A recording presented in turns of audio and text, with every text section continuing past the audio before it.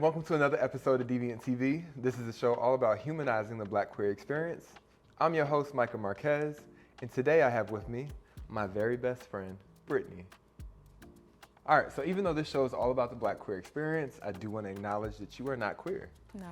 But we're going to talk on this episode about what it means to have friends, best friends, especially in this experience of mine being Black and queer. Right. You are an ally, at least, and probably much more. But let's start at the very top. Okay. Why'd you choose me? Well, you chose me that time that we were in Phoenix. I think you just became a flight attendant, and I was on my way out to go back to DC, thank God. And I told you to get out of Phoenix because it was tragic. Yeah. Tragic. And then I would say like our friendship like really evolved that time we went to brunch. Do you remember that experience? Yeah, when we went to brunch in DC, somehow we both were in DC at the same time, and we were at brunch. There was a guy that was sitting there, and he said, "You're really pretty, but your wig is trash." And it was trash, but like, don't tell me that. Yeah, that was crazy. And you and our other friend, you know, jumped in and cussed his ass out so bad. Yeah. And yeah, that's when I was like, damn, these are my friends. Yeah, These are my friends for real. That was like our moment where I feel like we chose each other. Yeah. And you saw literally, it was three of us. It started as the Three Musketeers. Yeah. And we literally all had like varying personalities. Yes. Seriously, yeah. And we really like, that moment kind of brought that all up. Yeah, I just remember walking down the street and I was just like, we were all walking down the street and I just felt like, these are my people. Like I've had friends, but I think that's my first time having like close male friends. Yeah. And shit, I don't even know where to go from here because there's so many good stories and memories in DC. I miss DC. What is like a standout memory or experience for you? That time we all went out and we decided to do edibles. And we were stuck. And we were stuck. And our other friend got lost at a club somewhere. And then we were at Am Pizza. And you said that I was staring at this girl for a long time and just said, "You're so pretty." And just and so, yeah. Food and just staring at her. I was high as hell. And then we found our other friends, and then we laughed about the fourth friend dancing in the club by himself all night long. I was so happy to come down from that high. That was a good day. That was a really good day. That was a great day. Now, I guess let's backtrack and reflect on some of the more difficult and challenging experiences. I guess more in particular, like how you've shown up for me as a friend. Okay. And as an ally. So like, you know about, well, one, we can start with niggas, you know. You've sat with me many a nights. We sat with each other. Okay, okay. Any experiences come up for you around that, us saving each other? Probably when was it, 2021? Kind of where I started like my online, when I was documenting my heartbreak.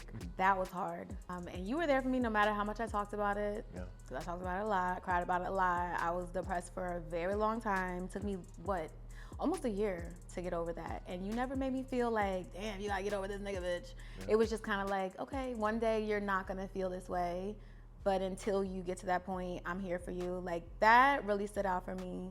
Because other people were just, not to say they weren't there for me, but they were just like, girl, it's been 3 months. Yeah. He's not thinking about you. Yeah. Like he's with somebody else. And I'm just like, I know. And you were just like, okay, yeah, he's with somebody else, but I know it still hurts.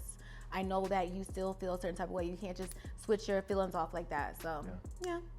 And I mean, I think it's testament to the very unique relationship that Black women and Black queer men have very specifically, right? Like we're both in both communities dealing with niggas who ain't been shit since before we were born. Still ain't changed now. But which is so interesting because like low-key you're a nigga, like. Yep. Yeah. So would you say you do a good job of holding me accountable? I could do a better job. I mean, now I don't really, there's been some time. And I think that there is a good balance here, right? Because I think I've tried to teach you how to be a little less caring and a little less quickly with these niggas. Okay, yeah, you have. You basically told me to like go out and be like, not a hoe, but like go out and be a hoe. It's so hard for me to be a hoe. I didn't say go be a hoe. I just said deal with more than one man at a time. Okay. That's Potato, potato. if that's how they deal with you, I think that's how you should deal with them back. No? Yeah. I just don't know how to do that in the way that you were doing it. It's that Cancer moon. It's that Cancer moon. Cancer rising. Rising. Yeah. Well, friend, let's talk a little bit more specifically about allyship. How do you understand the difference between being an ally and an accomplice? So allyship is more of like who I am. Like I'm an ally. Accompliship, whatever, is more of like a verb, like what you do. Like you're in it, I guess, from what I understand. Okay, and from those two understandings, like how would you identify yourself? Would you say you're more of like an ally who just like says, oh yeah, I'm on the side of this, you know, I support this cause or these people, or are you an accomplice and like you see yourself as someone who like gets in the way of bullshit that queer people have to deal with? That's a hard one. I feel like I'm an ally only because I feel like I haven't been put in a position, in my opinion, to like protect you or be in something with you. Like first of all, I hate, I don't know, the whole ally thing. Like I just feel like you're my friend. Right. I respect you as my friend. I respect the queer community. Like you've invited me into your spaces. I don't look at it like ally, accomplice, whatever. Like I just feel like that's a lot of labels that I just don't. And that's very valid, and I appreciate that. I think it's like shows truth to your heart, right? Like the person that you are, you don't want to take credit for a thing. Yeah. And I get that. And at the same time, I guess it's my opportunity to highlight how my friend has been an accomplice in my life. Let's have a Micah moment and let's talk about what an accomplice is versus an ally. My friend is very intentional about not dating homophobic men. Are your girlfriends the same way? Brittany, why don't you date homophobic men? Why would I date someone who doesn't like the people that I love? It just doesn't make sense. My friend has a queer sibling, and when her family says homophobic shit about her queer sibling, she has her sister's back. Friend, why do you go so hard for your sister? They have accepted her now, but when they did not, well, not say that they didn't, that they did not accept her. They had some things to say, and I'm just like, so what are you gonna do about it? My sister considers herself bisexual. So like, okay, how does that change your life? How does that change anything that you do? And I remember, I'm not gonna say who, but I remember someone asked me, well, what if your son was gay? And I was just like, okay. And then what? He's gay, and then what? How does that change anything? Like, does that change my love for him? No. Does it change the way I treat him or how I treat his partner? No, it just is. You know what I mean? Yeah.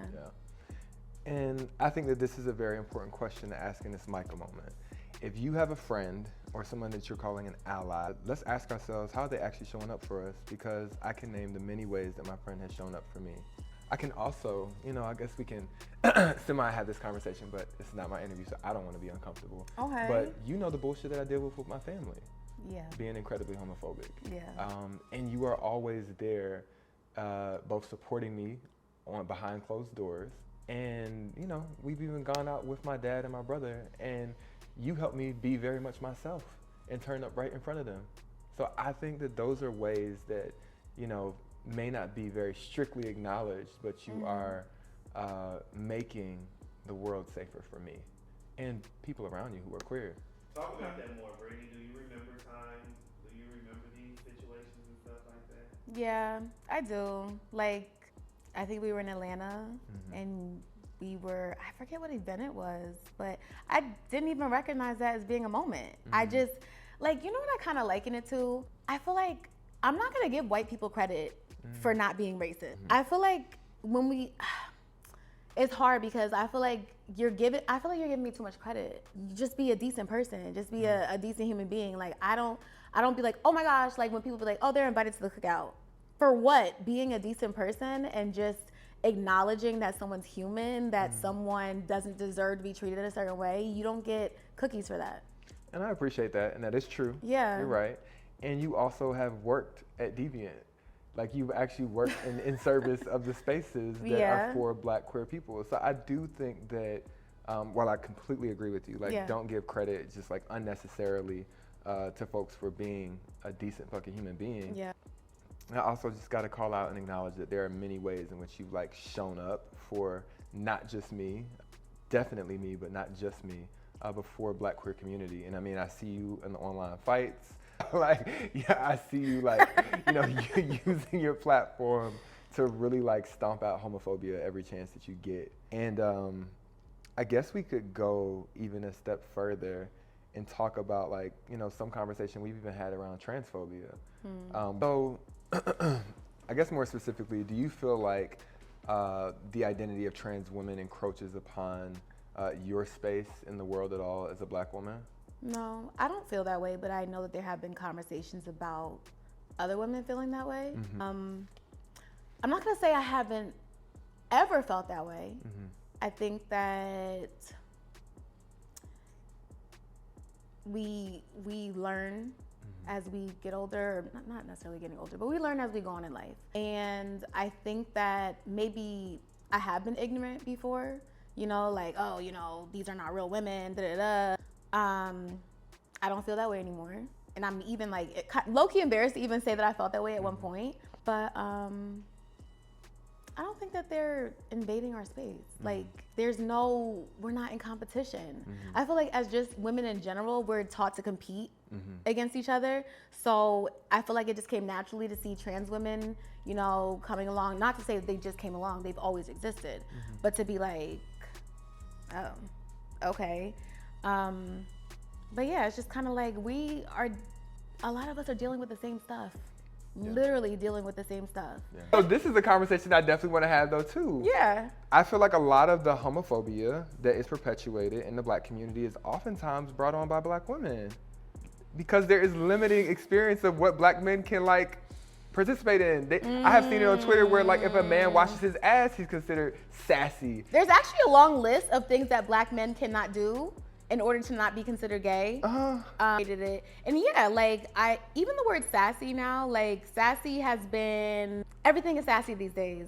Oh, a nigga wants you to call him first, that's sassy. He wants you to do whatever, it's sassy. Like, so, let me make this clear. Yeah, tell me. I really don't fuck with, like, straight niggas.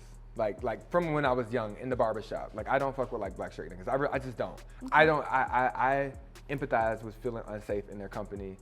We know even most recently, like, I was out at a club having a great time, and the one straight nigga in the club got upset with me because I pointed in his direction about some shit. He's a weirdo though. Fucking weirdo. Yeah.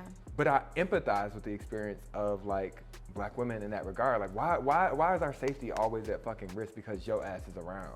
And at the same time, I be feeling bad for them niggas, because I'm like, why is the idea of Black masculinity this fucking big? And if you goddamn straight, if you decide you want to dress or wear a color, you gay. Yeah.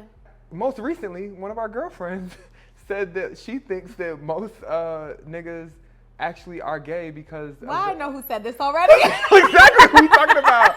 And I'm like, we're talking about how niggas are trash and, like, don't be treating women right. And she said, yeah, that's because I think they gay. And I'm like, well, girl, this ain't helping this. So the thing that I hate with that conversation of, like, if men don't like women or they mistreat women, that they're automatically gay, it's weird to me.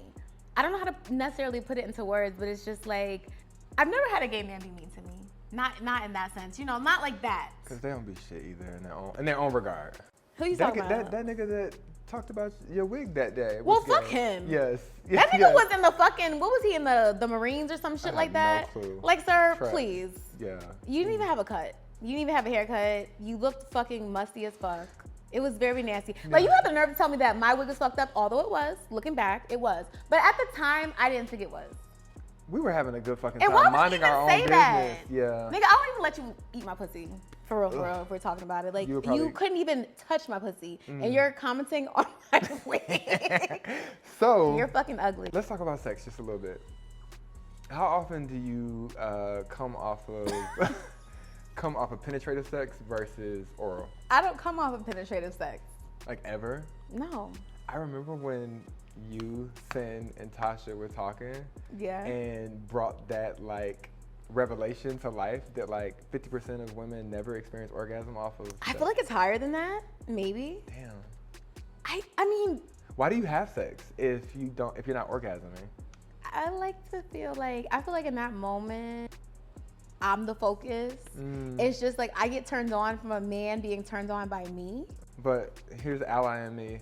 I think that there's so many other conversations around like women's sexuality and women's bodies that we just don't know and understand or learn in school. But like women should be like focusing on your sexual pleasure too, because and then maybe one day teaching these niggas how to actually please you. I feel like that goes back to like there's not a lot of education surrounding women's vaginas.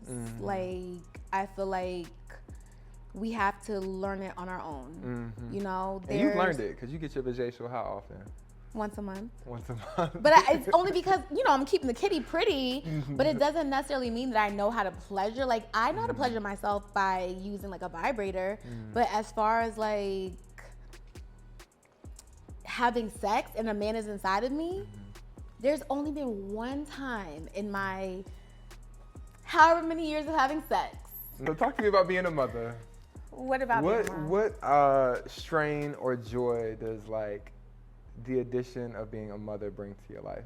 There's a lot of joy. I think this particular year has been really hard for me because Shawnee turned 18. He's now considered a man. He's not a man, in my opinion. Yeah, that's real. I do not like the way society will eventually or already does look at him. I don't like it.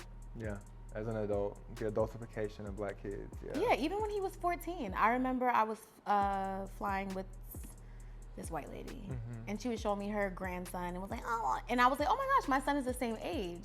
And she was like, oh, show me a picture. And she goes, oh my gosh, he's a grown man. I said, he's not. He's not. Like, y'all love to do that. Oh, he's grown, he's this. No, he's not. Let black boys be black boys. Let them have the same experience that these white boys are able to have, because you have a 24-year-old white man doing something and they're referring to him as a boy in the media. Whereas though, like, you got a black boy that is 16 and they're referring to him as a man or a young man. No, he's not that. I have a lot of fear surrounding Shawnee. I do. He's my only child, only one that I have to focus on, and I'll go to the ends of this earth for my baby. Like, I get a lot of flack for that from my family. They call me a helicopter mom. I don't give a fuck. I'm gonna be there for my child. Like, I do not want my son to have a hard life. I don't. He doesn't have to. I feel like I had it hard enough for him. So I really love that's probably one of my favorite parts of you as a person, is how you love your son. It's just really beautiful seeing the way. We can go back to you if you want to. No. It's just really beautiful seeing the way you love your Pisces son. I mean, I'm surrounded by Pisces. I can't escape y'all. So you were talking on healthcare, and you talked about, just the need for a woman to have autonomy over her body. There's such a changing landscape right now where that is not federal law anymore. So depending on what state you live in, you may not be able to access healthcare. I think there's a woman in Georgia right now who's literally just an incubator, brain dead, but they're keeping her alive because there's a baby for the in her next body. 14 years. I mean, 14 years, 14 weeks. Sorry, 14 weeks. So what does that how does that make you feel?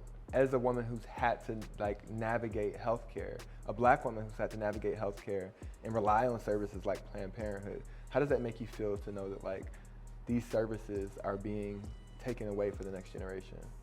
I feel like black women have to learn how to really advocate for ourselves, for real. If a doctor tells you something, sure, okay, but don't just accept what they say. I have had lupus I've been diagnosed since 2013, and you gotta be on your P's and Q's. Sometimes you go into that doctor's office and you know more than they do about what you're going through. I just recently had an experience with a doctor, and I was telling her, I have lupus. It was my rheumatologist, and she's like, well, how do you know you have lupus? Baby, it's been documented. What do you mean? Well, just because it's been documented, okay, so do you want me to snatch off my wig and show you the scars on my head? Do you want me to show you the medication that I have to take every day? Like, what do you want me to do? And you just have to be knowledgeable. Yeah. You got to be on top of it. It's tiring.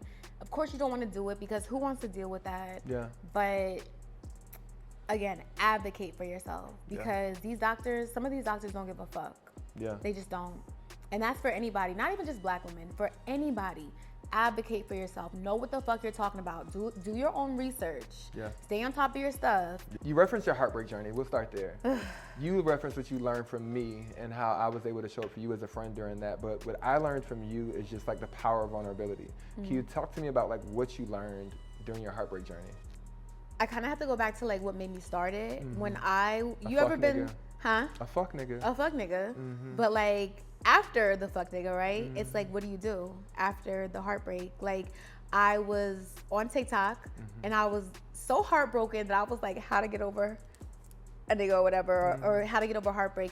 And it was just white women that came up and they crying into the camera. I'm like, I want to see black women navigating these feelings. And I couldn't find anybody. So I was just like, well, I'm going to start documenting my journey. And I started with week 1.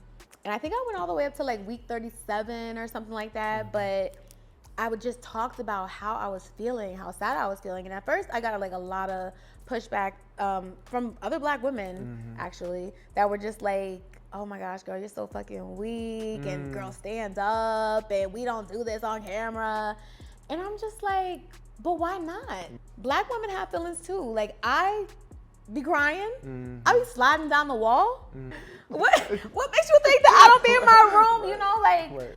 I don't want to be strong. I don't want to be that stereotypical, I'm a strong black woman that don't need no man, I'm independent. Yeah, sure, I have built a life for myself, but I need me a man sometimes. Like, I have proven to myself I can do it by myself.